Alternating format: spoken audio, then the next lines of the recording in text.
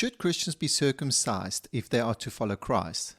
In Acts chapter 7 verse 8, Stephen refers to Genesis chapter 17, explaining that God gave Israel the covenant of circumcision through Abraham. Every time God called Israel back to the covenant he made with their forefathers, the first step was circumcision.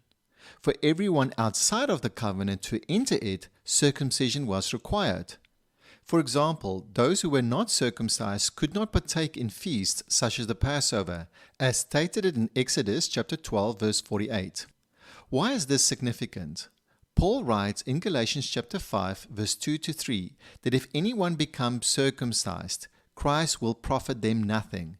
He also declares that anyone who is circumcised is obligated to keep the entire law. For Christians, Paul further clarifies in 1 Corinthians chapter 7 verse 18 to 19, was anyone called while circumcised? Let him not become uncircumcised. Was anyone called while uncircumcised? Let him not be circumcised. He emphasizes that whether someone is circumcised or not is irrelevant. What matters is keeping the commandments of God. From these instructions, it is clear that the commandments Paul refers to are not the same as the law of Moses, since he distinguishes the commandments from circumcision.